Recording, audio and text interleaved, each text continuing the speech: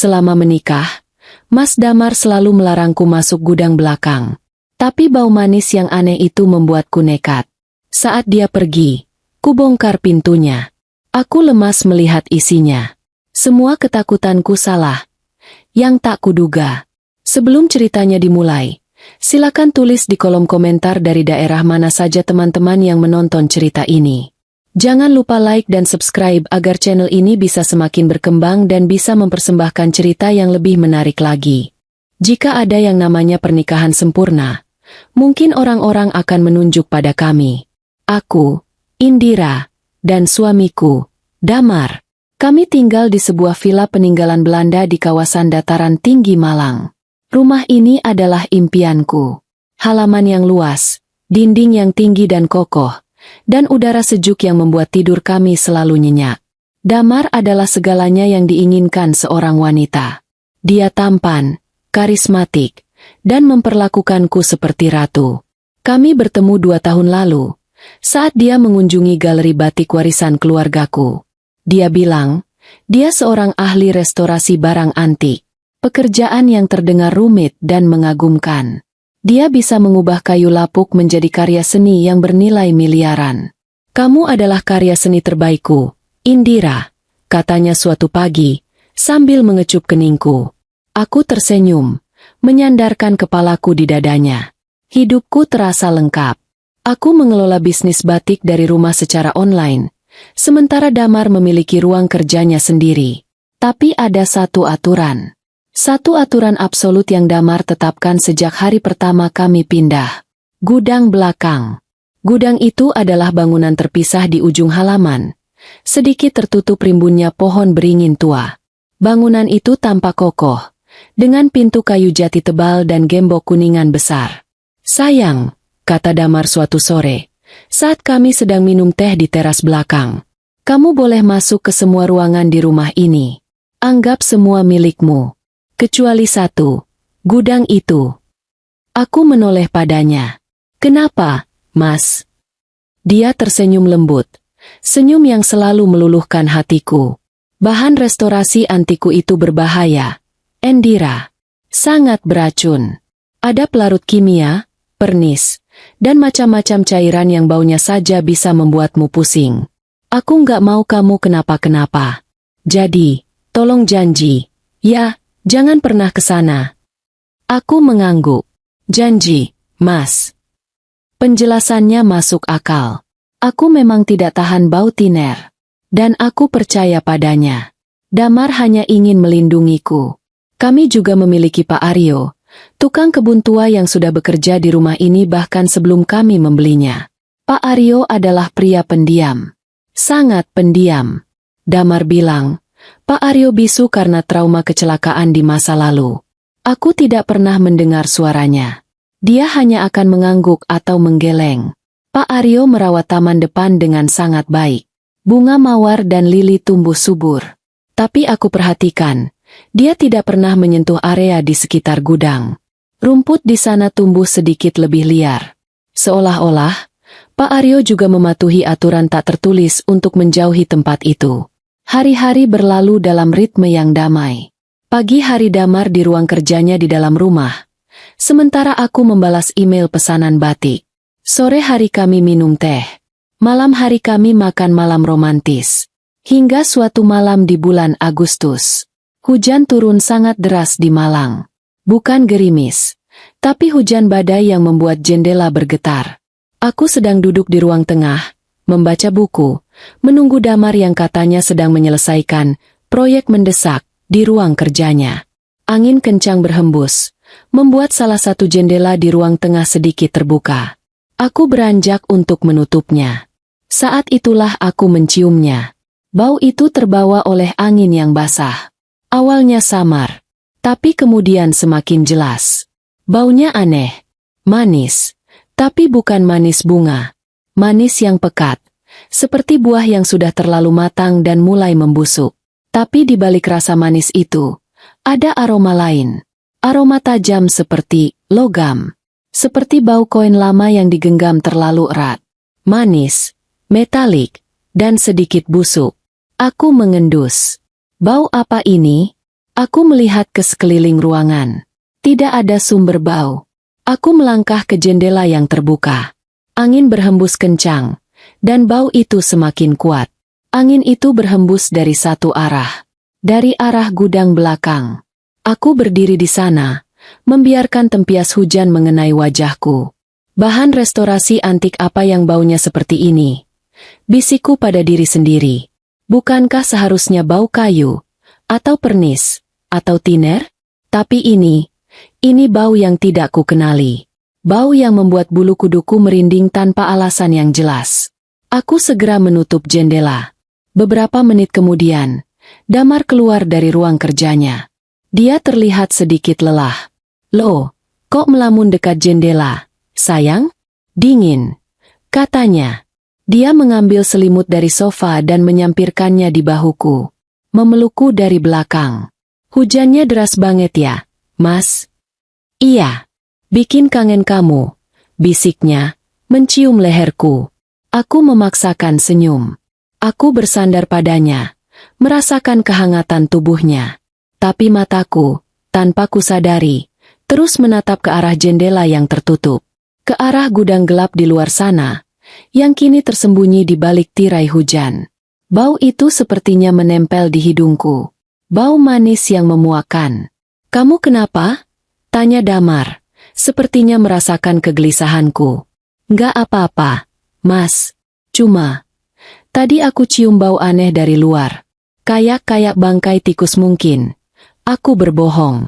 Damar tertawa kecil. "Ah, musim hujan begini biasa. Jangan dipikirkan. Ayo, Mas buatkan coklat panas." Dia menggandengku ke dapur. Tapi malam itu, untuk pertama kalinya, aku tidur dengan perasaan resah.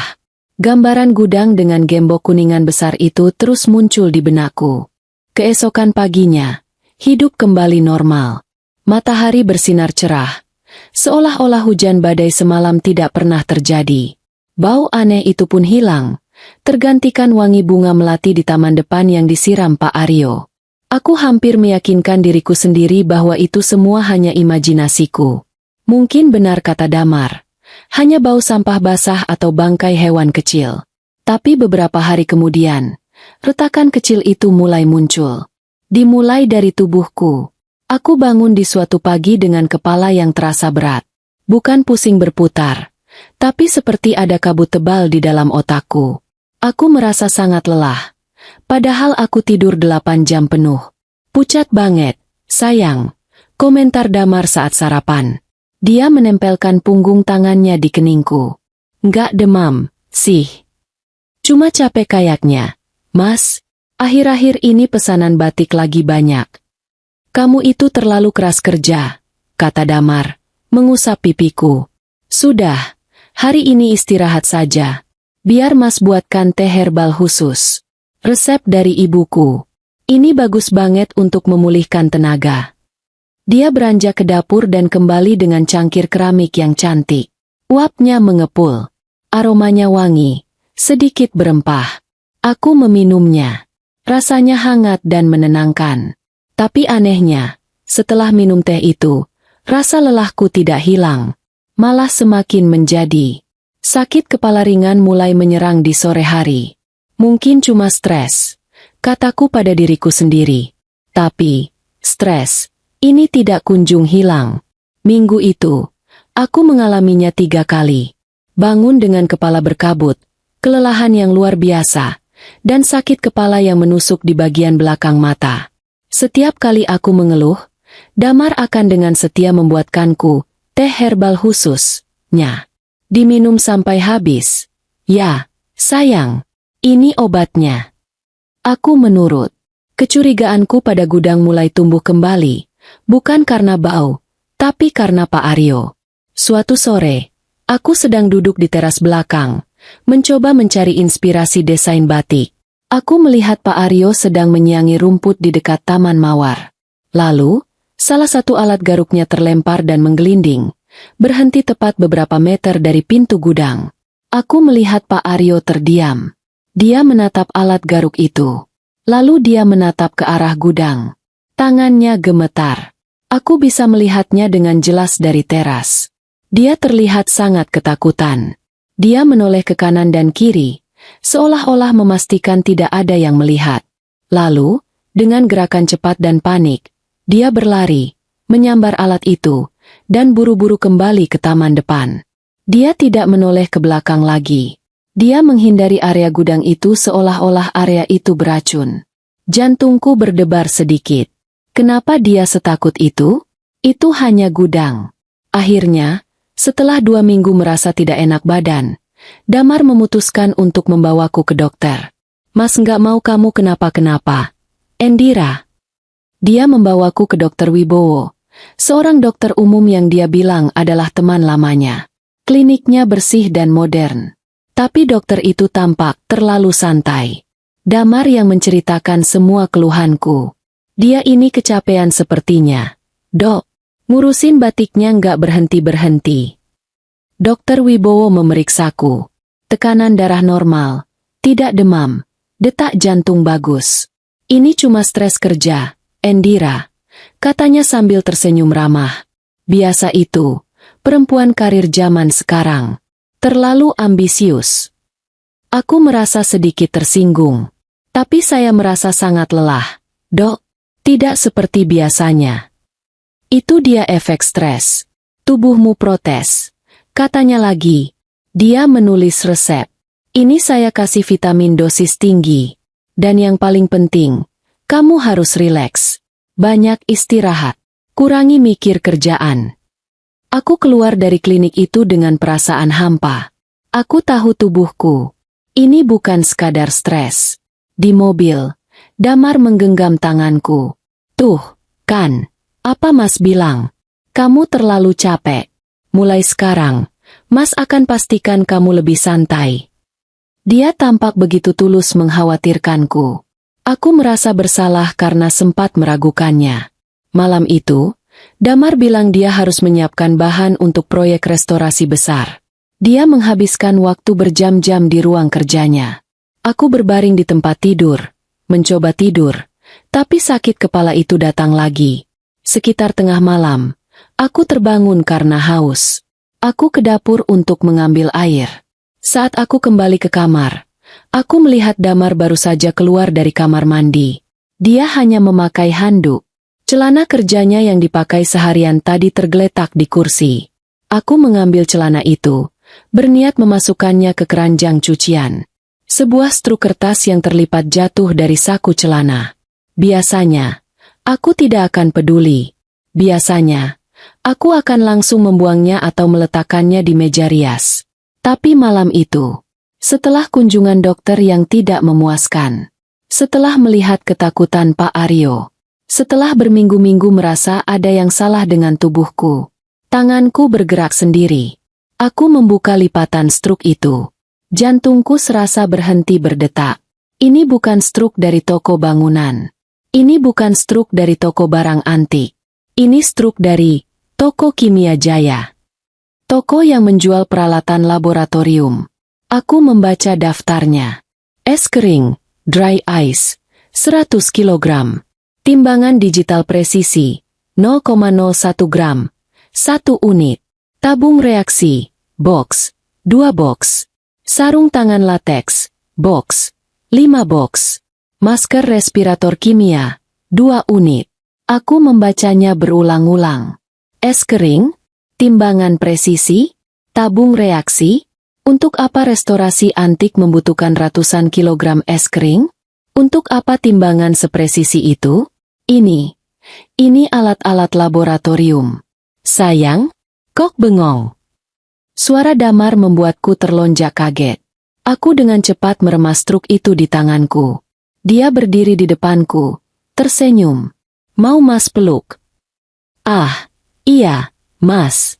Ini, celananya. Kataku, suaraku bergetar.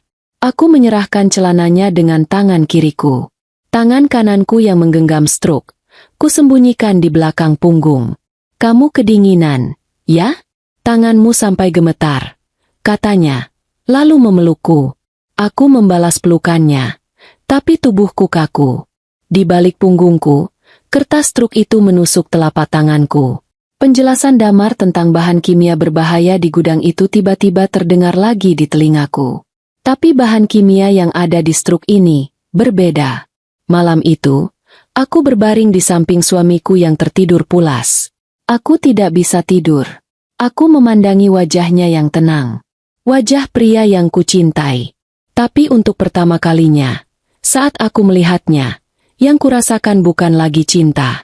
Yang kurasakan adalah ketakutan. Struk dari toko kimia itu tidak bisa hilang dari pikiranku. Aku menyimpannya di dalam laci pakaian dalamku, terlipat kecil, tapi rasanya seperti sebuah bom waktu. Setiap kali aku merasa lelah, atau saat kepalaku terasa berkabut, pertanyaan itu muncul. Apakah ini karena aku stres? Atau karena sesuatu yang lain? Aku mulai mengamati Damar. Aku memperhatikan cara dia membuat teh herbal itu. Dia melakukannya dengan sangat teliti. Dia punya kaleng khusus di lemari dapur paling atas, yang tidak boleh kupegang. Dia bilang itu ramuan keluarga.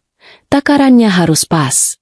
Dia akan mengambil sejumput, memasukkannya ke cangkir, menyeduhnya dengan air panas, dan menungguinya sampai sedikit hangat sebelum memberikannya padaku.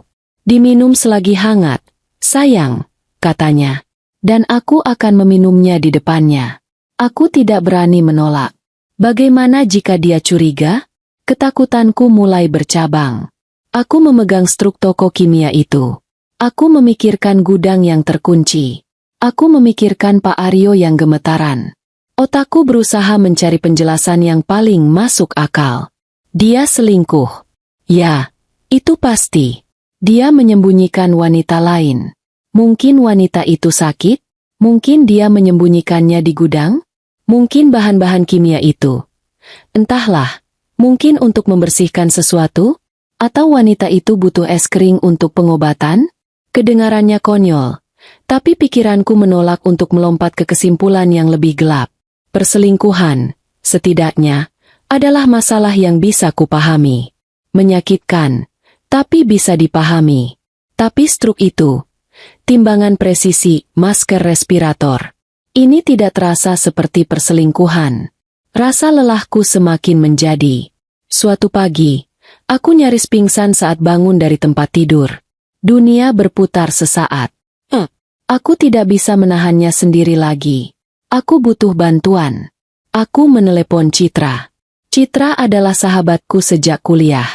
Dia kebalikan dariku. Jika aku adalah perasa, Citra adalah pemikir. Dia logis, tajam, dan seorang apoteker. Dia bekerja di sebuah rumah sakit besar di Malang. Kami bertemu di sebuah kafe kecil yang sepi. Aku sengaja memilih tempat yang jauh dari rumah. Kamu kelihatan kacau, Endira, adalah kalimat pertamanya. Dia tidak basa-basi. Aku menarik napas panjang. Aku nggak tahu harus mulai dari mana, Cit. Mulai dari kenapa kamu kelihatan seperti mayat hidup.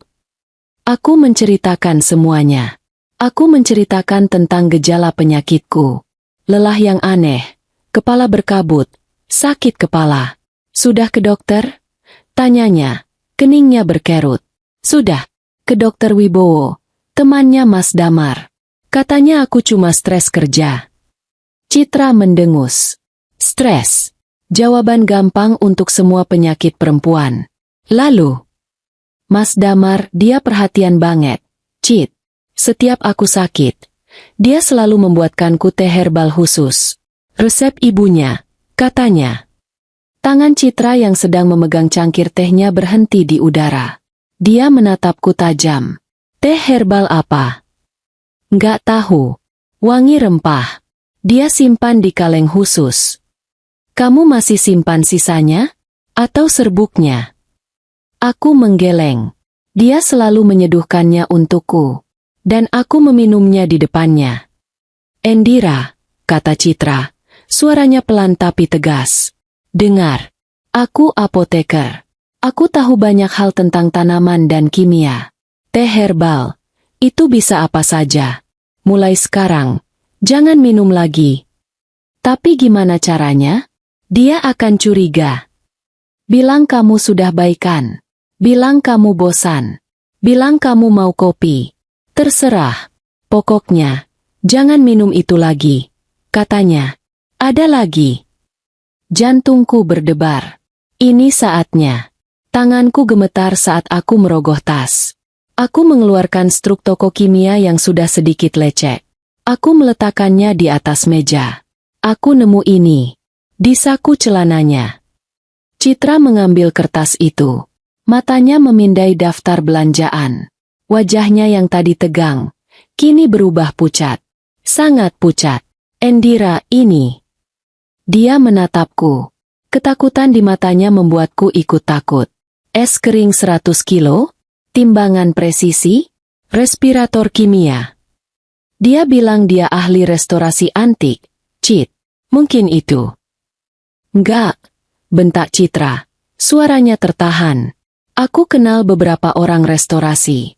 Mereka butuh tiner, pernis, amplas. Mereka nggak butuh ratusan kilo es kering dan timbangan sepresisi ini. Timbangan ini biasa dipakai untuk menakar obat. Atau racun. Kata, racun, menggantung di udara di antara kami. Perutku mulas. Racun. Endira, ini alat-alat laboratorium. Alat-alat serius. Untuk apa suamimu beli ini? Air mataku mulai menggenang. Ketakutan yang paling konyol tadi tiba-tiba keluar dari mulutku. Aku curiga Mas Damar selingkuh. Cit. Mungkin dia menyembunyikan perempuan di gudang itu. Citra menatapku seolah aku baru saja bilang bumi itu datar. Selingkuh? Di gudang? Endira, sadar. Apa ada selingkuhan yang butuh 100 kilo es kering? Lalu apa? Cit? Apa? Aku hampir berteriak. Aku nggak tahu, katanya. Lebih lembut. Tapi ini nggak baik. Ini sangat nggak baik. Dia melipat struk itu dan mengembalikannya padaku. Kamu cerita soal gudang. Ada apa dengan gudang itu? Aku menceritakan tentang aturan absolut Damar. Tentang bau manis, metalik, dan busuk saat hujan badai. Tentang ketakutan Pak Aryo. Citra terdiam lama. Dia mengetuk-ngetukkan jarinya di meja. Kamu harus cari tahu isi gudang itu, katanya akhirnya. Tapi gemboknya besar. Cit. Dan Mas Damar melarang keras. Demi keselamatanmu, Endira, kamu harus tahu apa yang dia sembunyikan. Kalau itu memang hanya perselingkuhan, kamu bisa pergi. Tapi kalau itu dia tidak melanjutkan, kamu harus cari kesempatan. Kesempatan itu datang lebih cepat dari yang kuduga. Malam itu, Damar pulang dengan senyum lebar. Dia membawakanku bunga mawar putih kesukaanku. Dia memelukku erat, menciumku dengan mesra. Perlakuannya yang manis kini terasa seperti racun di kulitku. Sayang, Mas ada kabar. Katanya saat kami makan malam. Kabar apa, Mas? Tanyaku, berusaha terdengar normal. Mas harus ke Surabaya 2 hari. Mulai besok pagi. Ada lelang barang antik penting banget dari kolektor Belanda. Mas harus datang sendiri. Kamu nggak apa-apa, kan? Mas tinggal. Jantungku berdetak sangat kencang. 2 hari. Dia akan pergi selama 2 hari. Ini dia. Ini kesempatannya. Aku segera memasang wajah sedih. Yah, Mas 2 hari, ya? Sepi, dong. Dia tertawa, mengusap kepalaku. Kan cuma 2 hari, sayang. Bukan 2 tahun. Mas janji pulang bawa oleh-oleh yang kamu suka. Janji, ya, kataku, memaksakan senyum. Nah, karena Mas mau pergi, kamu harus jaga kesehatan, katanya, bangkit dari meja. Biar Mas buatkan teh herbalnya. Dosis ekstra, biar kamu nggak gampang sakit. Dia berbalik menuju dapur. Aku mematung. Dosis ekstra. Aku menunggunya di meja makan. Dia kembali dengan cangkir keramik cantik itu. Uapnya mengepul. Diminum. Sayang. Sampai habis. Katanya, tersenyum lembut. Aku mengambil cangkir itu. Tanganku gemetar. Aku mengangkatnya ke bibirku. Aku menatap matanya. Dia balas menatapku dengan penuh cinta. Aku tersenyum. Hangat, Mas. Aku berpura-pura minum seteguk. Saat dia berbalik sebentar untuk mengambil ponselnya yang berdering di meja sebelah, aku dengan cepat menuangkan sedikit isi cangkir itu ke pot tanaman hias di sampingku. Pahit sedikit, ya, Mas? Tanyaku, pura-pura. Memang begitu, sayang. Obat, kan, emang pahit. Katanya, tertawa. Aku menghabiskan sisa malam itu dengan berpura-pura. Berpura-pura minum teh itu, yang sebagian besar kubuang ke wastafel saat dia tidak lihat. Berpura-pura mesra, berpura-pura sedih dia akan pergi. Di dalam hatiku, sebuah rencana dingin mulai terbentuk. Besok, saat dia pergi, aku akan membongkar gudang itu. Aku harus tahu apa yang ada di dalamnya. Entah itu wanita lain, atau sesuatu yang jauh lebih menakutkan. Aku harus tahu. Pukul 10 pagi. Mobil Damar sudah menghilang di tikungan jalan. Aku berdiri di depan pintu, melambaikan tangan, memasang senyum palsu sampai mobilnya benar-benar tak terlihat. Hati-hati di rumah. Ya, jangan kangen. Dan jangan lupa, jangan dekat-dekat gudang. Begitu pesannya sambil tertawa, seolah itu lelucon ringan di antara kami. Aku mengunci pintu depan. Rumah ini terasa sangat besar dan sunyi. Pak Aryo sudah pulang sejak jam 9. Dia hanya bekerja setengah hari-hari ini, atas izin Damar. Biar bapaknya bisa istirahat, kata Damar kemarin. Sekarang aku tahu, Damar sengaja memastikan tidak ada saksi mata di rumah. Tapi dia salah. Dia meninggalkan satu saksi. Aku menunggu. 1 jam. 2 jam. Pukul 12 siang. Aku menelepon ponselnya. Halo, Mas? Sudah sampai mana? Ini lagi di tol, sayang. Suaranya terdengar jelas. Ada deru mobil lain. Sudah masuk tol Porong. Kenapa? Kangen, ya? Nggak apa-apa, Mas. Cuma mau bilang, hati-hati nyetirnya. Jangan ngebut. Iya, bawel.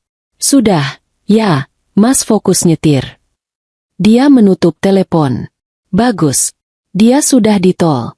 Butuh berjam-jam untuknya kembali. Bahkan jika dia berputar balik sekarang juga. Aku meletakkan ponselku. Tanganku dingin. Jantungku berdebar di dadaku seperti genderang perang. Aku pergi ke gudang perkakas kecil di samping garasi. Tempat ini tidak terkunci. Disinilah Pak Aryo menyimpan cangkul, gunting rumput, dan pupuk. Di rak besi yang sedikit berkarat, aku melihat tumpukan alat milik Damar. Dan di sana, pemotong besi, bolt cutter, berwarna merah, dengan rahang baja yang besar. Pasti berat. Aku menariknya. Benda itu memang berat.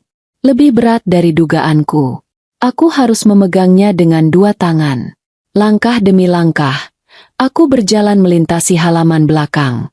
Matahari bersinar terik, tapi udara malang tetap sejuk.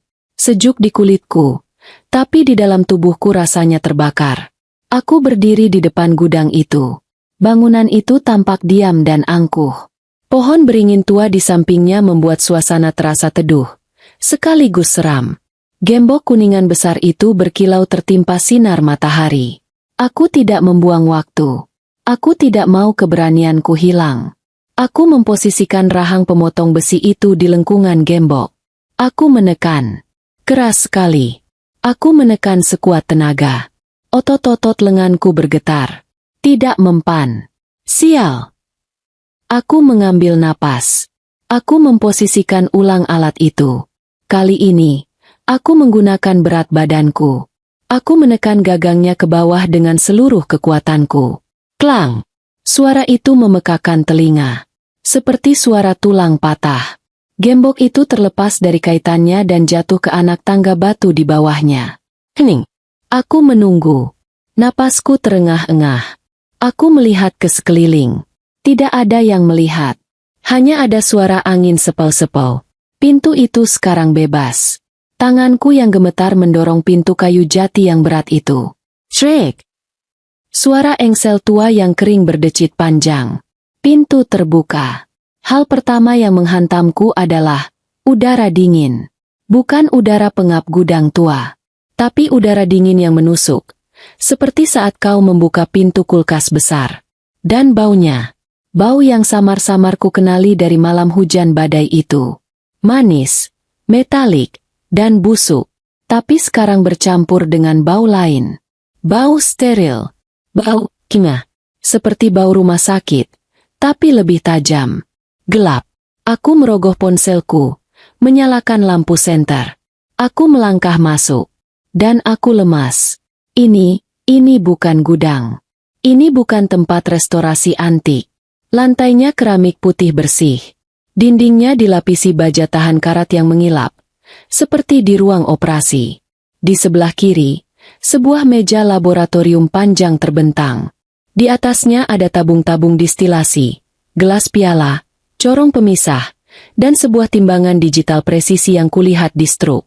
Di pojok, sebuah freezer industrial besar berdiri, berdengung pelan. Inilah sumber suara dengungan yang kadang ku dengar. Di sampingnya, ada beberapa kotak styrofoam besar. Aku membuka salah satunya. Asap putih dingin mengepul. Es kering. Persis seperti di struk. Otakku membeku. Dugaanku tentang perselingkuhan hancur berkeping-keping. Ini 1000 kali lebih buruk. Untuk apa semua ini? Aku mengarahkan senter ponselku ke sekeliling ruangan. Dan aku melihatnya. Di dinding paling ujung. Dinding yang berhadapan langsung dengan pintu masuk. Jantungku serasa dicabut paksa dari dadaku. Dinding itu adalah sebuah papan buletin raksasa. Dipenuhi foto. Bukan foto barang antik. Bukan foto wanita simpanan. Ada 3 foto wanita. Dipajang rapi berjajar. Mereka semua cantik. Tersenyum ke arah kamera. Terlihat bahagia. Di bawah setiap foto, ada label yang diketik rapi. Subjek 1, Melinda. Selesai. Gagal jantung kongestif. Subjek 2, Sari. Selesai. Penyakit autoimun langka. Subjek 3, Diana. Selesai. Kanker darah stadium akhir. Selesai? Kata itu berputar-putar di kepalaku. Selesai apa? Lalu mataku bergerak ke tengah. Di tengah dinding itu, ada foto yang lebih besar. Dipigura dengan bingkai perak kecil. Aku tidak perlu mendekat untuk tahu siapa itu. Itu fotoku. Foto dari pernikahan kami. Aku tertawa, memegang buket bunga mawar putih. Damar di sampingku, tersenyum bangga. Tapi di sini hanya ada fotoku. Napasku tercekat di tenggorokan. Aku melangkah lebih dekat. Tanganku gemetar hebat, membuat cahaya senter ponselku bergoyang-goyang. Di bawah fotoku, ada label yang sama. Subjek 4, Indira. Fast Terminal. Aku membaca kata-kata itu berulang kali. Fast Terminal. Fast Terminal. Kakiku tidak kuat lagi menopang tubuhku. Aku jatuh berlutut di lantai keramik yang dingin. Aku lemas. Ponselku terlepas dari genggaman. Jatuh ke lantai dengan layar menghadap ke atas. Cahayanya menyorot langit-langit baja yang diam. Jadi ini semua kebohongan. Dr. Wibowo. Stres kerja. Teh herbal khusus. Resep ibu. Sakit kepalaku. Kelelahanku yang aneh. Itu bukan penyakit. Itu bukan stres. Itu racun. Damer. Suamiku. Pria yang tidur di sebelahku setiap malam. Pria yang mengecup keningku setiap pagi. Dia telah meracuniku. Perlahan-lahan. Subjek 1, 2, 3. Selesai. Mereka bukan istri-istri yang sakit. Mereka adalah korban-korbannya. Sama sepertiku. Aku adalah yang keempat. Dan aku sedang dalam fase terminal. Aku ingin muntah. Aku ingin berteriak. Tapi tidak ada suara yang keluar. Hanya isak tangis kering dan rasa dingin yang menusuk sampai ke tulang. Aku akan mati. Aku tidak tahu berapa lama aku berlutut di lantai keramik yang dingin itu. 1 menit. 10 menit. Rasanya seperti selamanya. Fase terminal. 2 kata itu bergema di dalam kepalaku, menenggelamkan semua suara lainnya. Suara dengungan freezer di pojok. Suara napasku sendiri yang putus-putus. Ini adalah hukuman matiku. Dan Algojoku adalah pria yang kucintai. Pria yang tidur di sampingku. Rasa lemas itu perlahan-lahan surut, digantikan oleh sesuatu yang lain. Sesuatu yang panas dan beracun, menjalar dari perutku ke dadaku. Kemarahan. Kemarahan yang begitu murni dan dingin. Dia tidak hanya membunuhku. Dia membunuh 3 wanita lain sebelum aku. Melinda, Sari, Diana. Wajah-wajah tersenyum di foto itu. Mereka juga pasti mencintainya. Mereka juga pasti meminum teh herbalnya dengan patuh. Untuk apa? Pasti ada alasannya. Damar adalah pria yang metodis. Dia tidak melakukan ini untuk bersenang-senang.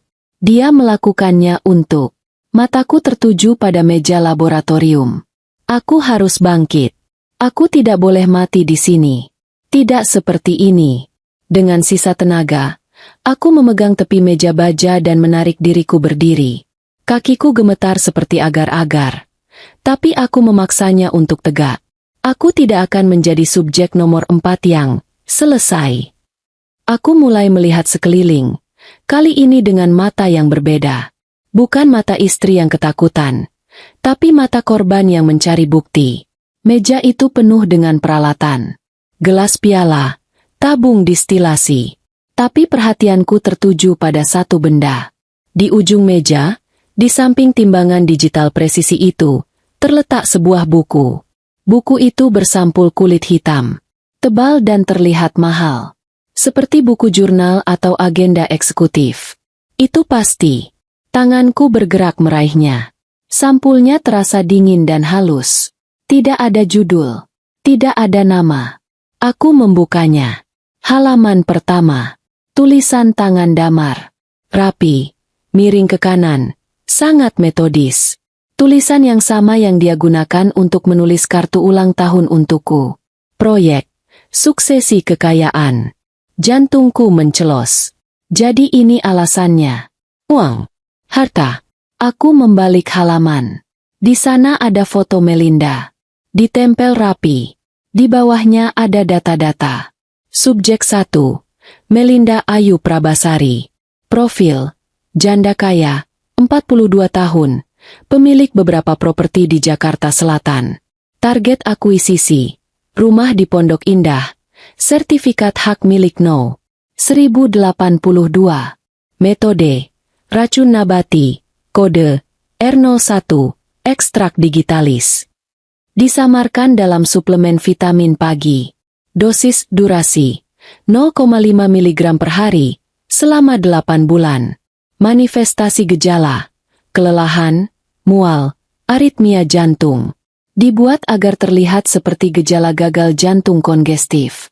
Dokter terasosiasi, Dr. Wibowo, mengonfirmasi diagnosis. Hasil, selesai. Kematian, 14 Februari 2021. Aset berhasil dilikuidasi. Aku menutup mulutku, menahan pekikan ngeri. Dokter Wibowo, dokter ramah yang bilang aku, stres kerja, itu. Dia terlibat. Dia bagian dari ini. Aku membalik halaman lagi. Subjek 2, Sari Pramudita. Profil, pengusaha muda. 31 tahun. Memiliki deposito besar dari bisnis startupnya. Target akuisisi, deposito tunai dan reksadana, estimasi 8 miliar. Metode, racun nabati, kode, R02, ekstrak kolcicini. Disamarkan dalam kopi pagi. Dosis durasi, dosis mikro, ditingkatkan bertahap selama 6 bulan. Manifestasi gejala, nyeri sendi, ruam kulit, kerontokan rambut. Dibuat agar terlihat seperti penyakit autoimun langka, lupus. Hasil, selesai. Kematian, 10 Januari 2023. Aset berhasil dilikuidasi. Dan lagi. Subjek 3, Diana Hardiman. Profil, putri tunggal pengusaha, 28 tahun. Pemegang saham pasif. Target akuisisi. Saham di perusahaan ayahnya. Metode, racun kimia, kode, K01, arsenik dosis rendah. Disamarkan dalam smoothie, kesehatan malam. Dosis durasi 10 bulan. Manifestasi gejala, pucat, lemas kronis, kelainan darah. Dibuat agar terlihat seperti kanker darah stadium akhir. Hasil, selesai. Kematian, 19 November 2024. Aset berhasil dilikuidasi. Aku membaca semuanya. Nama-nama mereka. Hidup mereka. Direduksi menjadi target akuisisi. Dan hasil, selesai. Dia menikahi mereka. Dia hidup bersama mereka. Dan dia membunuh mereka. Perlahan. Hari demi hari. Mataku beralih ke sudut ruangan. Di sana ada sebuah tong logam besar tertutup. Bau manis, metalik, dan busuk itu paling kuat berasal dari sana. Bau yang kukira bau bangkai tikus. Dengan tangan gemetar, aku membuka tutupnya. Isinya membuatku mual. Tumpukan tanaman dan akar-akar yang sudah menghitam, basah, dan membusuk. Seperti sisa-sisa proses distilasi yang gagal. Dia tidak membeli racunnya. Dia membuatnya. Di sini. Di gudang ini. Dia mengekstrak digitalis dari bunga. Dia mengambil kolcicine. Dia menakar arsenik. Lalu aku sadar. Ada satu halaman lagi. Halaman yang ditandai dengan pembatas pita merah. Aku tahu itu halaman apa. Aku membukanya. Oh. Fotoku saat pernikahan. Tertawa bahagia. Subjek 4. Indira Anindita. Profil. Istri. 30 tahun. Pewaris tunggal bisnis batik keluarga. Batik Anindita. Target akuisisi. Seluruh aset bisnis dan properti keluarga. Villa Malang. Rumah di Solo. Galeri. Metode. Racun nabati. Kode. R04. Ekstrak aconitum bunga racun. Dosis durasi. Jurnal itu merinci semuanya. Bagaimana dia memilih racun ini karena gejalanya sangat mirip dengan kelelahan kronis atau stres kerja. Dr. Wibowo sudah disiapkan untuk mengonfirmasi diagnosis itu. Lalu, aku melihat kalimat terakhir di halaman itu. Catatan yang ditulis baru-baru ini. Pasien, dia memanggilku, pasien. Tampak mulai curiga. Gejala kelelahan tidak konsisten dengan dosis. Dosis ditingkatkan mulai minggu ini. Estimasi gagal organ total. 3 minggu lagi. 3 minggu. Aku punya waktu 3 minggu sebelum jantungku berhenti. Sebelum organ-organku mati satu persatu. Teh herbal. Teh herbal khusus resep ibu. Itu adalah racun aconitum. Setiap sore, dia menyodorkanku cangkir kematianku. Dan aku meminumnya. Dengan patuh. Dengan cinta. Aku membanting jurnal itu ke meja. Suara itu menggema di ruangan steril yang dingin. Rasa takut itu masih ada. Tapi sekarang, ia ditemani oleh sesuatu yang lebih kuat. Aku tidak akan mati dalam 3 minggu. Aku tidak akan menjadi nama lain di buku jurnal sialan ini. Jika dia pikir aku adalah subjek yang penurut, dia salah besar. Permainan ini belum selesai. Otakku langsung bekerja, secepat kilat. Rasa syok itu membeku, berubah menjadi fokus yang tajam. Aku punya bukti. Aku punya jurnalnya. Aku punya laboratoriumnya. Aku punya foto-fotonya.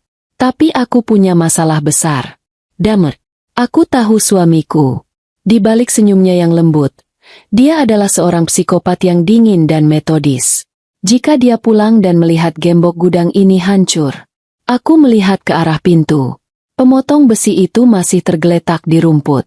Gembok kuningan itu terbelah 2. Jika dia tahu aku tahu, dia tidak akan menungguku 3 minggu lagi. Dia akan membunuhku malam ini. Dia akan membuatnya terlihat seperti kecelakaan. Istriku yang malang, dia jatuh dari tangga karena stres kerja. Dr. Wibowo akan menandatangani surat kematiannya. Kasus ditutup. Panik adalah kemewahan yang tidak kumiliki. Aku harus bersikap seolah tidak terjadi apa-apa.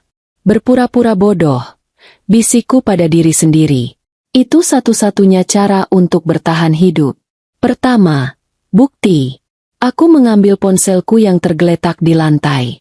Layarnya retak sedikit di sudut, tapi masih menyala. Aku membuka kamera. Tanganku gemetar hebat, membuat gambar di layar kabur. Tenang, Indira. Tenang. Kupaksa diriku sendiri. Aku menarik napas panjang. Klik. Aku memotret dinding itu. Foto Melinda, Sari, Diana, dan fotoku. Fotoku dengan label, fase terminal. Klik. Aku memotret halaman-halaman di jurnal hitam itu. Halaman Melinda. Halaman Sari. Halaman Diana. Dan halaman nerakaku sendiri. Klik. Klik. Klik. Aku memotret meja laboratorium. Timbangan presisi. Tabung distilasi. Aku membuka freezer. Isinya rak-rak penuh botol kaca kecil berisi cairan bening. Masing-masing diberi label R01, R02, K01, R04. Racun-racunnya rapi dan terorganisir. Klik. Aku memotret tong berisi tanaman busuk itu. Aku punya puluhan foto. Aku tidak bisa menyimpannya di ponsel. Dia mungkin akan memeriksanya. Dengan tangan yang masih gemetar, aku membuka aplikasi email. Aku membuat draft baru. Aku mengetik alamat email Citra. Tapi aku berhenti. Jangan Citra. Jika Damar mencegat email itu, Citra dalam bahaya. Aku menghapus alamatnya. Aku butuh tempat yang aman. Aku membuka aplikasi Google Drive-ku. Aku membuat folder baru. Aku menamainya, Desain Batik 2025. Aku mengunggah semua foto ke sana. Satu persatu. Jaringannya lambat. Rasanya seperti selamanya. Setiap detik aku menunggu. Aku merasa Damar bisa muncul di belakangku kapan saja. Lebih cepat. Lebih cepat. Akhirnya, semua terunggah. Aku segera menghapus semua foto dari galeri ponselku. Lalu aku menghapusnya lagi dari folder. Sampah. Tidak boleh ada jejak. Aku meletakkan jurnal itu kembali ke tempatnya. Persis di posisi yang sama. Sekarang, masalah terbesar. Pintu. Aku berlari keluar. Aku melihat gembok yang hancur itu. Tidak mungkin diperbaiki. Dia akan tahu. Saat dia pulang, dia akan melihat gembok itu dan dia akan tahu. Aku harus pergi. Aku harus lari. Sekarang, aku berlari masuk ke dalam rumah. Aku tidak peduli lagi dengan gudang. Aku harus mengambil dompet, kunci mobil, dan pergi ke polisi. Atau ke Citra. Aku menyambar tasku di ruang tengah. Aku berlari ke kamar, mengambil pengisi daya ponsel. Aku berlari ke pintu depan. Tanganku sudah memegang gagang pintu. Saat itulah aku mendengarnya. Suara mesin mobil di jalan masuk. Tidak mungkin. Aku membeku. Melalui kaca jendela di samping pintu, aku melihatnya. Mobil SUV hitam milik Damar. Mobilnya berbelok masuk ke halaman. Jantungku serasa berhenti berdetak. Dia tidak seharusnya pulang hari ini. Dia bilang 2 hari. Dia baru pergi beberapa jam. Dia berbohong. Pintu mobil terbuka. Damar keluar. Dia tidak terlihat lelah. Dia terlihat santai. Dia melihatku berdiri di jendela. Dia tersenyum dan melambai. Senyum yang sama yang dia berikan pagi ini. Senyum seorang suami yang mencintai istrinya. Aku tidak bisa bergerak. Kakiku terpaku di lantai. Aku harus berakting. Pura-pura bodoh. Indira. Aku memaksakan senyum di wajahku. Senyum paling palsu. Paling kaku dalam hidupku. Aku membuka pintu. Mas. Kok pulang? Suaraku keluar dengan nada tinggi yang aneh. Katanya 2 hari. Damar berjalan ke arahku. Dia tertawa. Lelangnya diundur. Sayang. Ternyata ada masalah administrasi. Diundur jadi minggu depan. Mas kangen. Ya mending pulang aja, kan? Dia berbohong. Aku tahu dia berbohong. Tapi aku tidak tahu kenapa. Dia sampai di teras dan memelukku. Rasanya seperti dipeluk oleh ular beludak. Kulitnya terasa dingin. Aku menahan keinginan untuk mendorongnya dan lari sejauh mungkin. Kok kamu pucat banget? Tanyanya, melepaskan pelukan dan menatap wajahku. Matanya, yang dulu kulihat penuh cinta, kini terasa seperti sedang memindai, menganalisis. Aku kaget, Mas, kataku, tertawa gugup. Kirain siapa? Ya ampun, Mas, senang banget kamu pulang. Aku memeluknya lagi. Kali ini aku yang berinisiatif. Aku harus meyakinkannya. Aku menyembunyikan wajahku di dadanya, sebagian agar dia tidak melihat mataku, sebagian agar aku punya waktu untuk mengatur napasku. Kamu lagi apa? Kok kayaknya tegang banget? Nggak apa-apa, cuma bosan di rumah sendirian. Dia mengusap punggungku. Ya sudah, Mas kan udah pulang. Kamu nggak sendirian lagi. Dia melepaskan pelukannya dan berjalan masuk. Dia meletakkan tas kerjanya di sofa. Mas capek banget nyetir bolak-balik. Rasanya butuh yang hangat, katanya, merebahkan diri di sofa dan memejamkan mata. Aku tahu apa yang akan terjadi selanjutnya. Sayang, panggilnya, tanpa membuka mata. Buatkan teh herbal, dong. Yang seperti biasa. Kamu juga minum. Ya, tadi Mas lihat kamu pucat. Biar sehat. Ini dia. Ujiannya. Perutku serasa diaduk. Dia memintaku membuat sendiri racun untukku. Iya, Mas. Pasti. Kataku. Suaraku nyaris tak terdengar. Aku berjalan ke dapur. Setiap langkah terasa berat.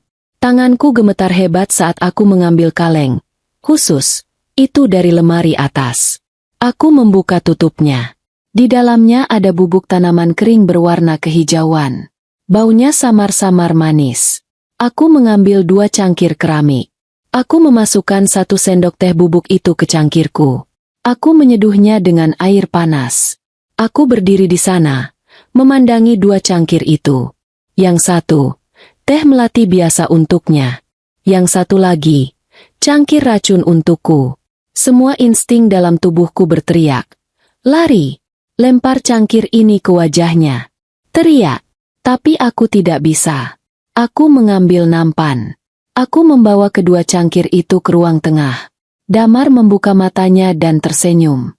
Wah, makasih, sayang. Dia mengambil cangkir teh melatinya. Aku duduk di seberangnya, menggenggam cangkir racunku dengan kedua tangan. Diminum, Gih, katanya, setelah menyesap tehnya. Biar nggak pucat lagi. Dia memperhatikanku. Matanya tidak lepas dari wajahku. Dia menunggu. Ini adalah topengku. Aku harus memasangnya. Aku tersenyum padanya. Senyum, istri penurut. Iya, Mas. Aku mengangkat cangkir itu ke bibirku. Aku bisa mencium aroma manis yang memuakan. Sambil menatap langsung ke matanya, aku menahan rasa jijik dan takut setengah mati. Dan aku minum. Aku tidak tahu bagaimana aku bisa kembali ke sofa tanpa menjatuhkan nampan. Aku duduk. Cangkir di tanganku terasa berat. Seberat batu nisan. Aku telah menelannya. Seteguk. Rasa takut yang dingin menjalari perutku. Tapi ada rasa lain. Lidahku terasa kebas. Seperti baru saja dari dokter gigi. Dan ada rasa hangat yang aneh menjalar di tenggorokanku. Tapi ini bukan hangat yang menenangkan. Ini hangat yang membakar. Gimana? Enak? Tanya Damar. Dia masih memperhatikanku. Santai, tapi matanya tajam. Iya, Mas. Seperti biasa. Kataku, berusaha menjaga suaraku agar tidak bergetar. Agak kebas sedikit di lidah. Ya? Dia tertawa. Masa? Itu mungkin perasaanmu saja. Lagi pula, itu tandanya obatnya bekerja. Aku memaksakan senyum. Aku harus membuang sisanya. Mas, aku ke kamar mandi sebentar, ya? Kok tiba-tiba perutku mulas? Ini adalah kebohongan terbaik yang bisa kupikirkan. Loh, tehnya belum habis, katanya. Nanti aku habiskan. Mas, ini mulas banget. Aku bergegas ke kamar mandi di dekat dapur. Aku mengunci pintu. Aku tidak memuntahkannya. Aku takut suaranya terdengar. Aku menyalakan keran air di wastafel sekeras mungkin. Di bawah suara air yang menderu, aku menuangkan sisa teh beracun itu ke lubang wastafel. Aku mencuci cangkir itu bersih-bersih. Lalu aku membasuh wajahku. Di cermin, wanita yang menatapku tampak asing. Pucat. Matanya liar dipenuhi teror. Lidahku benar-benar terasa tebal dan aneh. Tenang, Indira. Bisikku. Kamu bukan subjek nomor 4. Aku kembali ke ruang tengah. Damar sedang menonton televisi, seolah tidak terjadi apa-apa. Sudah, sayang. Sudah, Mas. Cangkirnya mana? Sudah kutaruh di dapur. Mas, sekalian kucuci. Dia menatapku sejenak, mencari-cari sesuatu. Kebohongan? Aku tidak tahu. Lalu dia mengangguk. Ya sudah, Mas mau mandi dulu. Lengket. Saat dia menghilang ke kamar tidur utama, aku tahu aku punya waktu. Tapi aku tidak punya bukti. Foto-foto itu ada di awan. Aku butuh sesuatu yang fisik. Aku butuh sampel. Aku tidak mungkin masuk ke gudang itu lagi. Dia akan tahu gemboknya rusak. Gembok. Aku berlari ke halaman belakang. Aku melihat pemotong besi dan gembok yang hancur itu masih tergeletak di dekat pintu gudang. Dia belum melihatnya. Dengan panik, aku menyambar pemotong besi itu, membawanya kembali ke gudang perkakas. Lalu aku mengambil gembok yang hancur itu. Aku tidak bisa membuangnya. Aku berlari ke kamarku, ke laci pakaian dalam. Aku membungkus gembok hancur itu dengan salah satu kain batik lamaku, dan menyembunyikannya di bagian paling bawah tumpukan. Tapi pintu gudang itu sekarang tidak terkunci. Aku tidak punya waktu. Aku harus mengambil sampel bubuk teh itu. Aku berlari ke dapur. Aku mendengar suara pancuran air dari kamar mandi utama. Dia sedang mandi. Aku memanjat kursi. Aku meraih kaleng khusus itu. Tanganku gemetar hebat. Aku membukanya. Bubuk hijau itu. Aku mengambil sebuah kantong plastik klip kecil dari laci, biasa kugunakan untuk manik-manik batik. Aku menyendok sedikit bubuk itu. 1 sendok. Aku menutup kalengnya, meletakkannya kembali. Persis di posisi semula. Aku melompat turun dari kursi. Aku menyimpan kantong plastik kecil itu di saku celana jeansku. Saat itu, suara pancuran air berhenti. Jantungku nyaris copot. Aku bergegas keluar dapur, duduk di sofa, dan pura-pura membaca majalah saat dia keluar. Segar, hanya memakai handuk. Tegang banget bacanya. Guraunya. Aku tertawa. Tawa yang terdengar seperti jeritan. Aku harus bertemu Citra. Aku menunggu sampai sore. Aku memasak makan siang untuknya. Aku bersikap seperti istri yang sempurna. Mas, Aku mau ke apotek sebentar. Ya, kataku setelah kami selesai makan. Apotek? Ngapain? Kamu sakit lagi. Dia langsung waspada. Enggak. Ini, kepalaku masih sedikit pusing. Kayaknya vitamin dari Dokter Wibowo habis. Aku mau beli itu lagi. Aku menggunakan kebohongan yang dekat dengan kebenaran. Dia tampak berpikir. Mas temani. Ya. Enggak usah. Kataku, terlalu cepat. Aku meralat. Nggak usah, Mas. Kamu kan capek habis nyetir. Aku cuma sebentar. Kok? Apotek yang di pertigaan depan itu. Dia menatapku. Ya sudah. Jangan lama-lama. Bawa ponselmu. Pasti, Mas. Aku menyambar kunci mobilku dan pergi. Aku tidak pergi ke apotek. Aku mengemudi seperti orang gila. Aku menelepon Citra. Aku di jalan. Aku butuh kamu. Sekarang. Di tempat biasa. Kataku, tanpa basa-basi. Indira? Ada apa? Kamu kedengaran. Lakukan saja. Cit. Ini darurat. Aku mematikan telepon. 10 menit kemudian, kami duduk di kafe yang sama. Aku meletakkan kantong plastik klip kecil berisi bubuk hijau itu di atas meja. Apa ini? Tanya Citra. Teh herbalnya. Bisikku. Tolong, cek ini. Dia pulang. Lalu aku menceritakan semuanya. Gudang, laboratorium, dinding foto, Melinda, Sari, Diana, fase terminal, jurnal kulit hitam, Dr. Wibowo. Citra tidak mengatakan apa-apa. Dia hanya mendengarkan. Wajahnya yang logis kehilangan semua warna. Dia mendorong kantong bubuk itu menjauh, seolah-olah itu bisa meledak. Astaga, Endira, bisiknya. Astaga. Kamu harus cek itu, Cit. Aku butuh bukti. Aku minum sedikit tadi pagi. Lidahku kebas. Mata Citra membelalak. Apa? Kamu minum? Kamu gila. Aku nggak punya pilihan. Dia nontonin aku. Citra bangkit berdiri. Aku harus ke lab rumah sakit. Aku punya teman di bagian toksikologi. Ini akan melanggar 1000 aturan. Tapi persetan. Kamu. Dia menatapku. Kamu jangan pulang ke rumah itu. Aku harus. Kataku. Dia akan curiga kalau aku nggak pulang. Dia akan tahu aku tahu.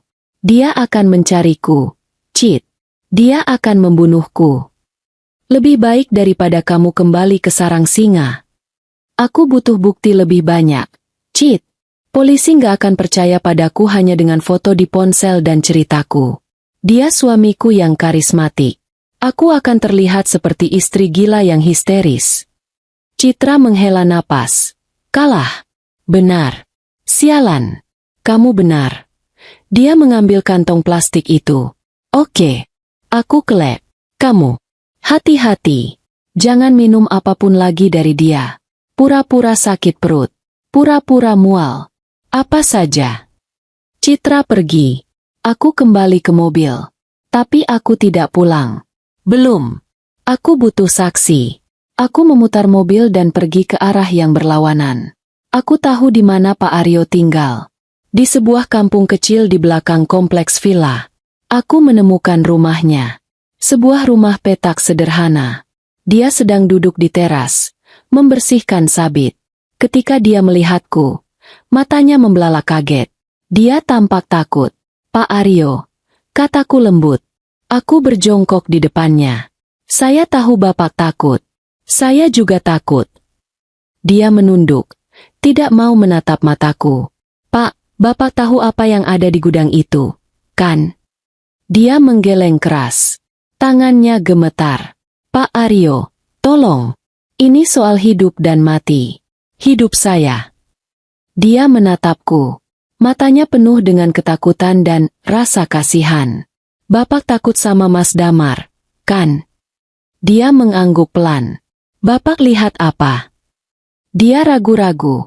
Lalu, dia mengangkat tangannya. Dia menunjuk ke arah villa kami. Lalu dia membuat gerakan menggali. Lagi dan lagi. Menggali. Menggali? Tanyaku. Dia mengangguk. Di mana? Dia menunjuk ke arah hutan pinus di belakang villa. Apa yang dia gali? Pak? Apa yang Bapak lihat?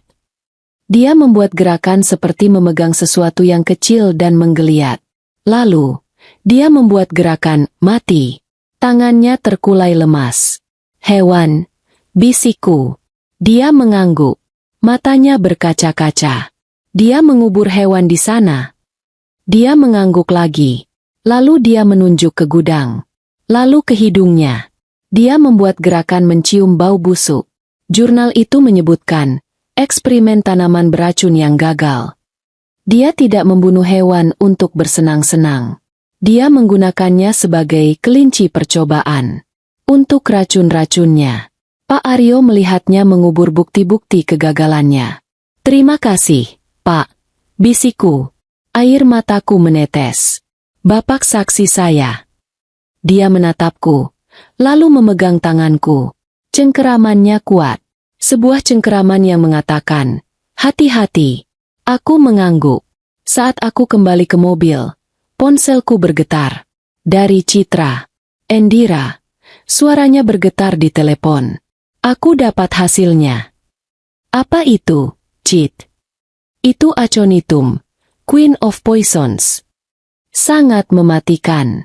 Dilarang keras diperjualbelikan. Dosis yang kamu bawa di kantong plastik itu murni, sangat pekat. Dunia serasa berputar. Cheat di jurnal itu. Aku yakin ada nama lain. Nama yang gak selesai. Kataku, mencoba mengalihkan pikiranku dari kata, mematikan. Aku gak sempat baca semua. Aku cek data kependudukan, kata Citra. Suaranya kembali menjadi logis. Dingin. Namanya Damar Anggoro, kan? Dia pernah mendaftarkan pernikahan 5 tahun lalu.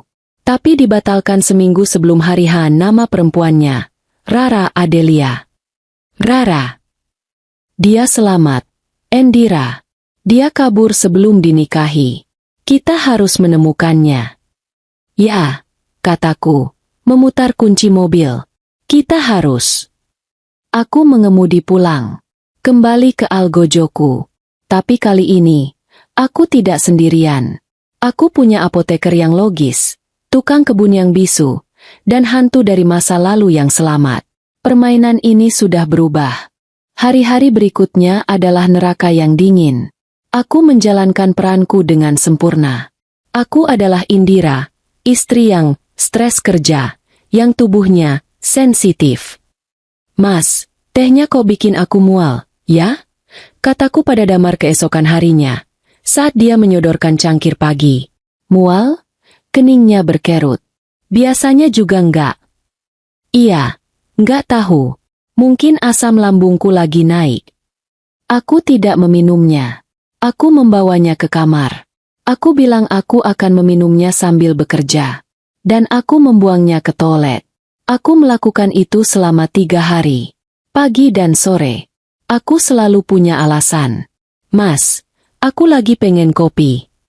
Mas, aku lagi diare. Jangan teh dulu. Mas, ini rasanya kok beda, ya? Lebih pahit. Setiap kali aku menolak, aku bisa melihat kilatan di matanya. Bukan amarah, tapi kalkulasi. Dia sedang menghitung ulang. Dan seperti yang dikatakan di jurnal, aku mulai merasa lebih baik. Lidahku tidak lagi kebas. Kepala berkabutku mulai hilang. Tenagaku perlahan kembali. Aku tidak lagi membuang racun ke toilet. Aku membuang racun yang sudah ada di dalam tubuhku. Tapi aku tidak boleh terlihat sehat. Itu berbahaya. Jadi, aku berakting.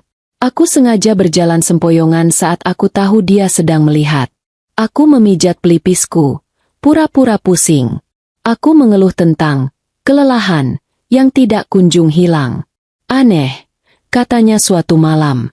Kami sedang di meja makan. Dia menatapku lekat-lekat. Apa yang aneh, Mas? Kamu nggak minum tehnya selama 3 hari. Tapi kamu kelihatan lebih pucat dari biasanya. Katanya, aku harus berakting. Justru itu, Mas. Kayaknya teh MU itu yang bikin aku mendingan. Ini pas aku berhenti. Penyakitnya balik lagi. Kepalaku pusing banget. Kebohongan itu berhasil. Untuk sementara. Dia tersenyum. Senyum lembutnya yang dulu kusukai. Tuh, kan. Makanya, dibilangin. Besok minum lagi. Ya, Mas buatkan. Sial. Aku terpojok. Tapi di balik layar, Citra dan aku bergerak cepat. Citra, dengan kontaknya, berhasil melacak Rara Adelia. Dia tidak gila. Dia hidup. Dia tinggal di kota kecil di Jawa Tengah, dengan nama yang berbeda. Dia hidup dalam ketakutan. Citra yang meneleponnya. Awalnya Rara menutup telepon.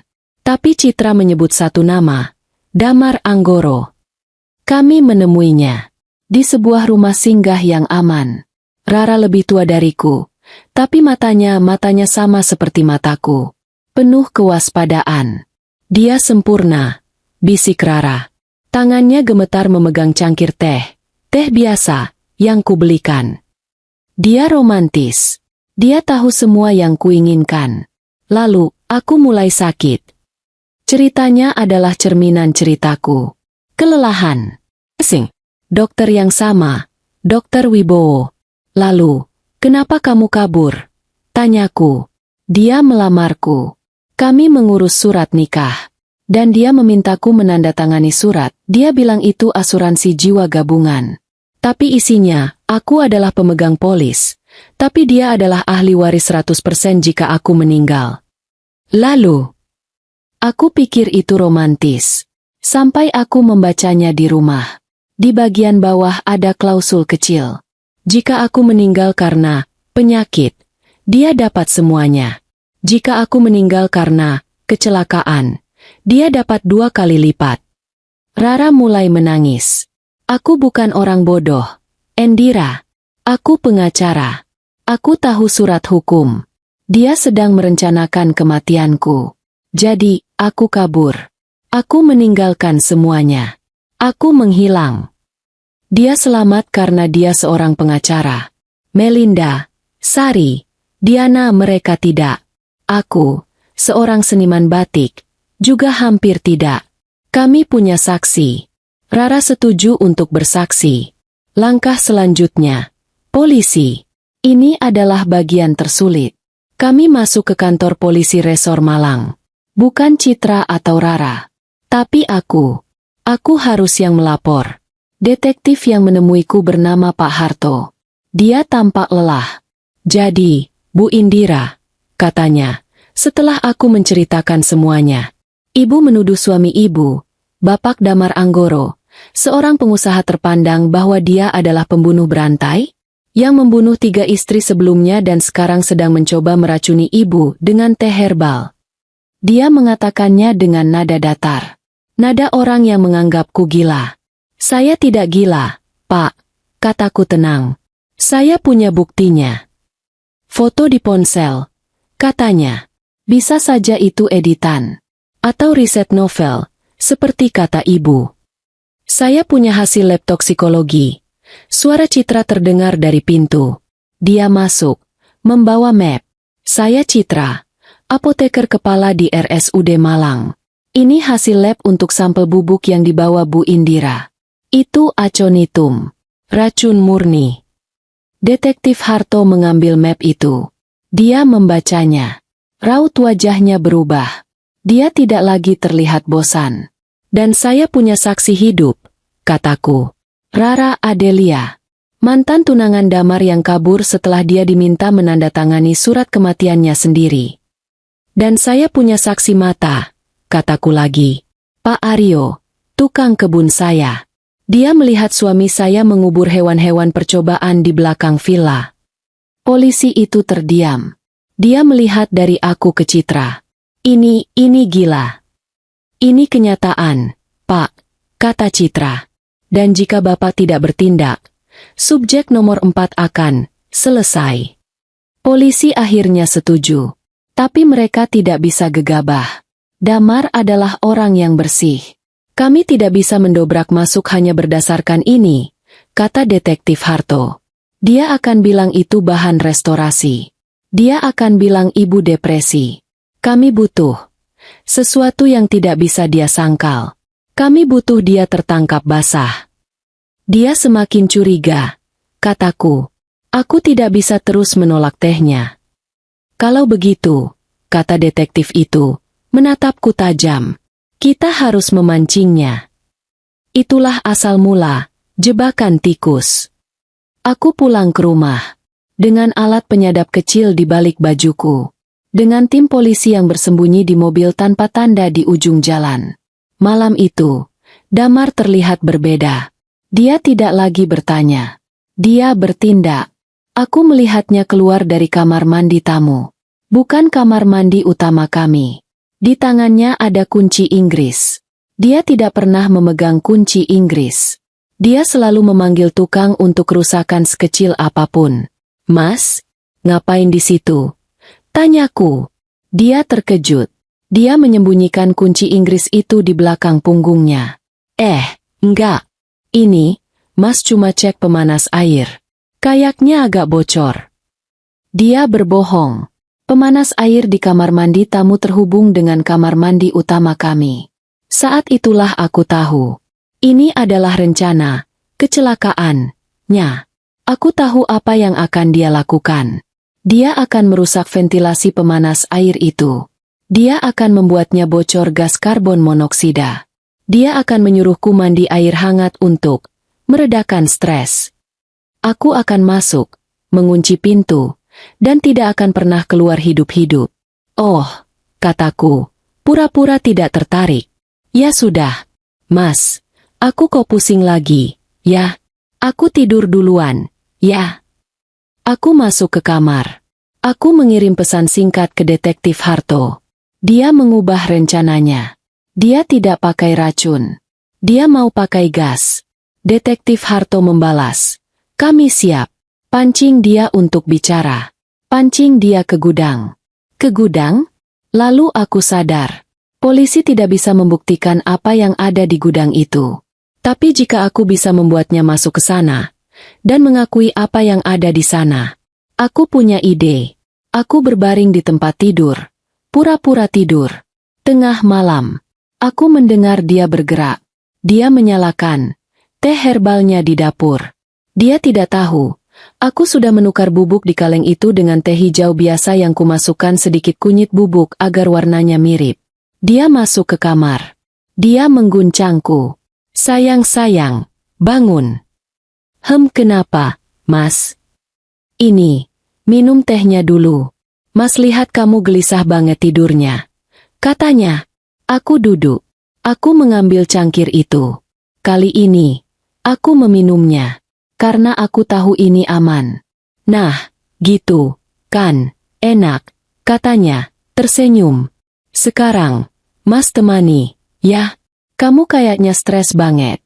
Kamu mandi air hangat gih. Biar rileks. Mas sudah setelkan airnya di kamar mandi. Jantungku berdebar kencang. Ini dia. Iya, Mas. Kataku lembut. Aku bangkit dari tempat tidur. Dia mengawasiku. Aku berjalan, tapi bukan ke kamar mandi. Aku berjalan ke pintu kamar. Loh, mau kemana, sayang? Tanyanya. Aku berhenti. Aku berbalik menatapnya. Topeng istri penurutku kulepaskan. Aku dengar ada suara. Mas. Kataku. Suaraku dingin. Di gudang belakang. Kayaknya ada penyusup. Wajah Damar berubah. Senyum di bibirnya tidak hilang. Tapi matanya menjadi dingin dan kosong. Penyusup. Ulangnya. Suaranya datar. Iya, Mas. Suaranya keras banget. Dari gudang. Kataku. Jantungku berdebar begitu kencang di balik bajuku. Aku takut alat penyadap itu akan menangkap suaranya. Sudah Mas bilang, jangan dekat-dekat gudang. Katanya, ada nada ancaman di sana. Tidak lagi disamarkan sebagai kepedulian. Tapi aku takut, Mas. Kalau itu maling gimana? Dia bisa mencuri bahan-bahan antikmu. Aku sengaja menekan kata, antik. Damar menatapku lama. Dia sedang menimbang-nimbang. Rencana mandi air hangatnya gagal. Rencanaku untuk sakit telah berubah. Di mana kuncinya? Tanyanya. Kunci apa? Kunci gembok gudang. Aku nggak tahu, Mas. Kamu kan yang simpan. Dia menghela napas. Terlihat jengkel. Ya sudah. Kamu tunggu di sini. Biar Mas periksa. Enggak. Kataku. Aku ikut. Aku takut sendirian di rumah. Ini adalah taruhan. Aku harus membawanya ke sana.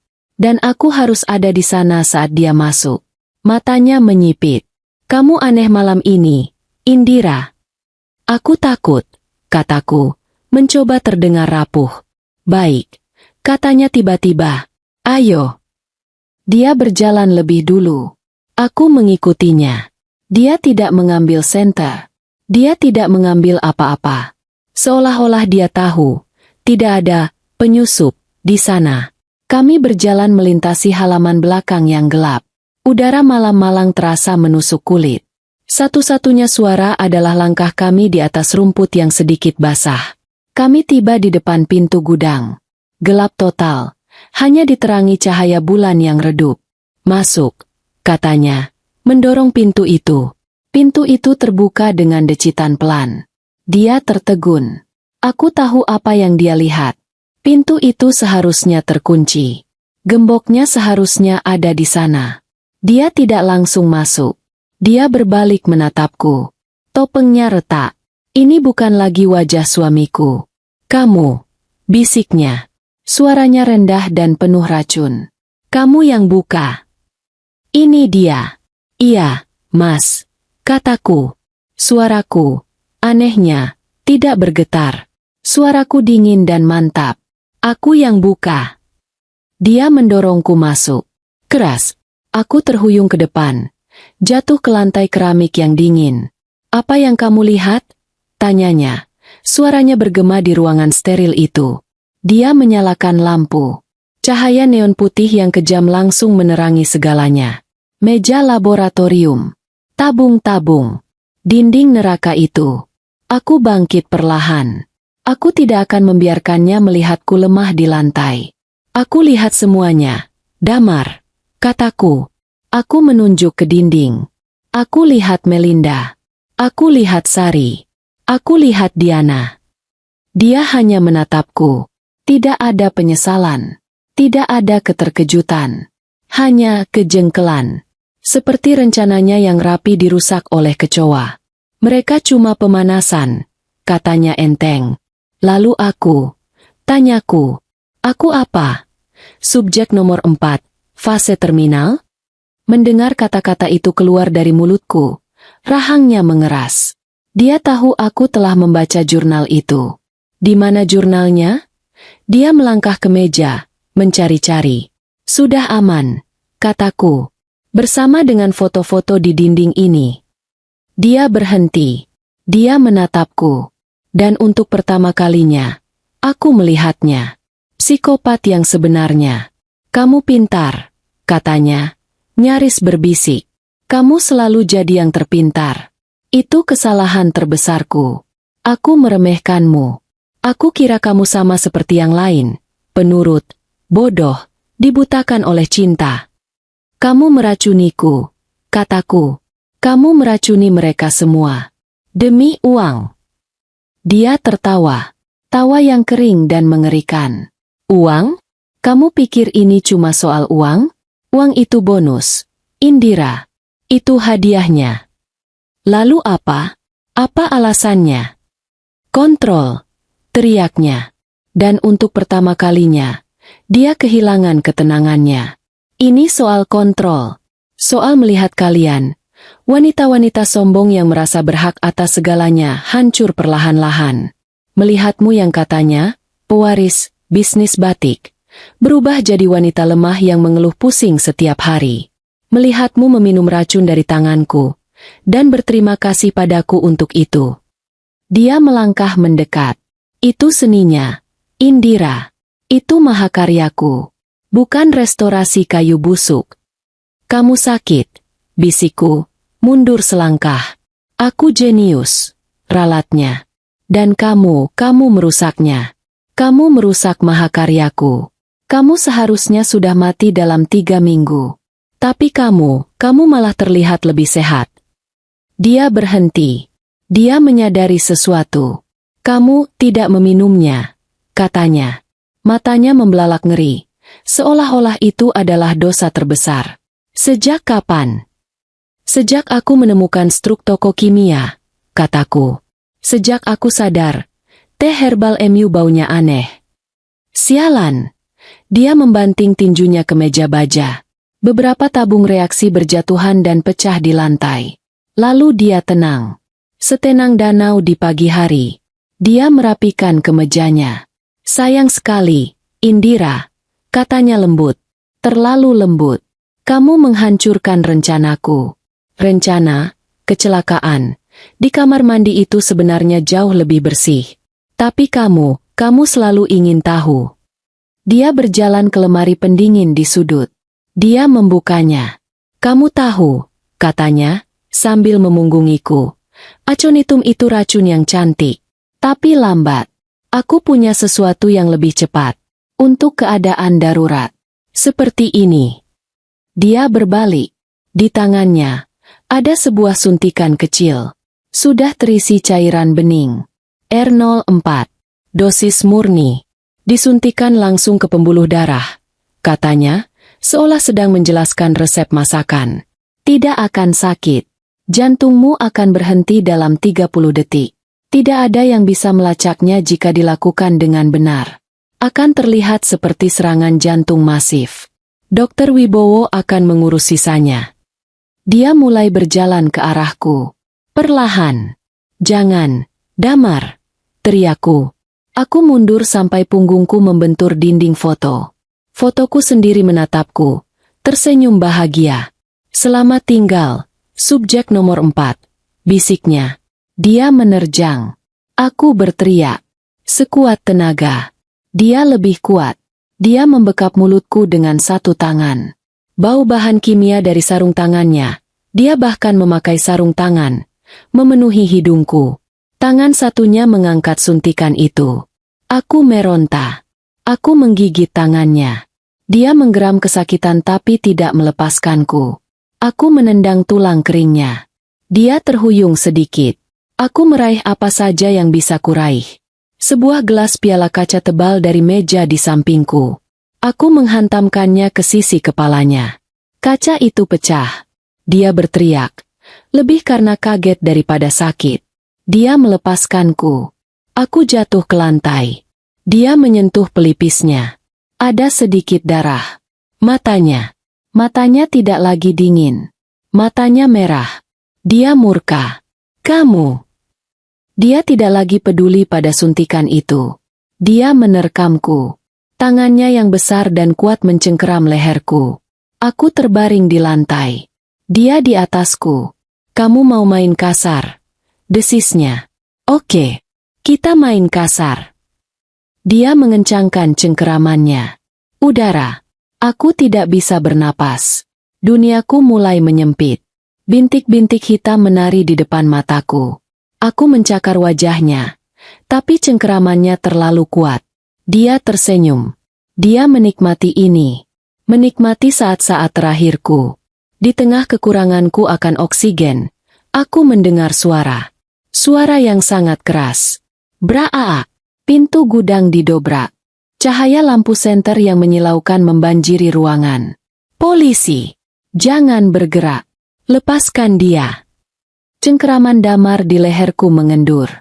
Bukan karena dia patuh, tapi karena dia benar-benar terkejut. Dia menoleh ke arah pintu. Disitulah kesempatanku. Dengan sisa tenaga terakhirku, aku memutar tubuhku dan mendorongnya dengan kedua kakiku. Dia terlempar ke samping. Aku berguling, terbatuk-batuk. Rakus menghirup udara yang terasa seperti api di paru-paruku yang sakit. Detektif Harto dan 3 petugas berseragam menerjang masuk. Dalam hitungan detik, mereka sudah menubruk Damar. Damar, yang menyadari permainannya telah berakhir, tidak melawan. Dia hanya terbaring di lantai, di antara pecahan kaca. Damar Anggoro. Suara detektif Harto terdengar berat. Anda ditangkap atas tuduhan percobaan pembunuhan, dan pembunuhan berencana terhadap Melinda Ayu, Sari Pramudita, dan Diana Hardiman. Petugas memborgol tangannya di belakang punggung. Saat mereka mengangkatnya berdiri, matanya bertemu dengan mataku. Aku mengharapkan kemarahan. Aku mengharapkan kebencian. Tapi yang kulihat hanya kekosongan. Dan sesuatu yang lain. Rasa jengkel. Seolah-olah aku adalah masalah sepele yang akhirnya menang. Suntikan itu, kataku. Suaraku serak. Seorang petugas melihat suntikan yang tergeletak di lantai. Tidak jauh dari tempat kami bergulat. Dia mengambilnya dengan hati-hati menggunakan pinset dan memasukkannya ke kantong bukti. Kami juga menemukan ini, kata detektif Harto. Dia mengangkat jurnal kulit hitam itu. Tersimpan rapi di brankas di bawah meja. Jadi dia tidak mengambilnya. Dia begitu yakin aku tidak akan menemukannya. Dan Dr. Wibowo, lanjut detektif Harto, sudah kami amankan di rumahnya 1 jam yang lalu. Dia sangat kooperatif. Itu artinya, dokter itu bernyanyi. Pintu gudang terbuka lagi. Citra berlari masuk. Wajahnya pucat pasi. Di belakangnya, Rara Adelia dan Pak Aryo. Indira, Citra memelukku. Kamu lehermu. Aku menyentuh leherku. Rasanya sakit sekali. Polisi membawa Damar keluar. Dia berjalan melewati Pak Aryo tanpa menoleh. Tapi Pak Aryo menatapnya. Untuk pertama kali, aku tidak melihat ketakutan di mata tukang kebun itu. Aku melihat kelegaan. Epilog. 6 bulan kemudian. Ruang sidang itu penuh sesak. Damar Anggoro, dengan setelan jas yang rapi seolah-olah dia akan menghadiri rapat bisnis, duduk di kursi terdakwa. Dia tidak pernah menatapku. Tidak sekalipun. Dr. Wibowo mendapatkan hukuman 15 tahun penjara karena perannya dalam memalsukan catatan medis dan membantu pembunuhan. Tapi untuk Damar buktinya tidak terbantahkan. Jurnal kulit hitam itu. Dosier kematiannya. Itu adalah bintang di ruang sidang. Didukung oleh kesaksianku. Kesaksian Rara. Kesaksian Pak Aryo, melalui juru bahasa isyarat. Dan hasil toksikologi dari laboratorium Citra. Dia tidak mencoba membela diri. Dia tidak menunjukkan penyesalan. Hakim menjatuhkan palu. Hukuman seumur hidup, tanpa kemungkinan pembebasan bersyarat. Aku menangis. Bukan karena sedih, tapi karena akhirnya, aku bisa bernapas. Aku menjual villa di Malang itu. Aku tidak bisa tinggal di sana sedetik pun. Kenangan indah pernikahan kami telah ternoda, digantikan oleh bayangan dingin gudang di belakang. Aku menjualnya dengan harga murah, hanya agar cepat laku. Aku kembali ke Solo, ke rumah masa kecilku, ke galeri batik keluargaku. Tapi aku tidak sama lagi. Aku pulih sepenuhnya dari racun itu. Tubuhku bersih, tapi jiwaku memiliki bekas luka. Uang warisan dari ibu, yang hampir saja direnggut Damar, kini ada di tanganku. Dan aku tahu persis apa yang harus kulakukan. Aku tidak membuka galeri seni. Aku membuka sesuatu yang lebih baik. Aku membeli sebuah bangunan tua yang tenang di pinggir kota. Aku merenovasinya. Galeri Anindita dan Rumah Aman. Begitu tulisan di papan kayu di depannya. Di lantai 1, aku memajang karya-karya batik terbaikku. Bisnisku berkembang. Itu adalah topengku yang baru. Topeng yang kubuat sendiri. Tapi di lantai 2, adalah hatinya. Sebuah rumah aman. Sebuah tempat bagi wanita-wanita seperti aku. Wanita-wanita yang melarikan diri dari kekerasan domestik yang tersembunyi. Bukan kekerasan fisik yang kasat mata, tapi kekerasan psikologis. Manipulasi. Gaslighting. Wanita-wanita yang dibilang gila atau stres oleh suami mereka. Hari ini, seorang wanita baru datang. Dia masih muda, matanya penuh ketakutan. Sama sepertiku dulu. Dia bilang aku terlalu sensitif. Bisiknya padaku, sambil memegang cangkir teh melati, yang kuseduh sendiri di depannya. Dia bilang aku mengada-ada. Aku duduk di seberangnya. Aku menggenggam tangannya. Kamu tidak mengada-ada, kataku. Kamu tidak sensitif. Kamu kuat. Dan di sini kamu aman. Dia menatapku, dan untuk pertama kalinya, aku melihat secercah harapan di matanya. Aku tersenyum. Aku masih melihat Damar dalam mimpi burukku. Aku masih mengecek kunci pintu 2 kali sebelum tidur. Aku masih waspada setiap kali seorang pria terlihat terlalu sempurna. Aku tidak lagi optimis secara naif. Tapi saat aku melihat wanita di depanku ini mulai menegakkan punggungnya, aku tahu aku tidak sendirian. Aku waspada. Tapi aku hidup. Dan aku akan memastikan, tidak akan ada lagi subjek nomor 5. Nomor 5. Nomor 5. Nomor 5. Nomor 5. Nomor 5. Nomor 5.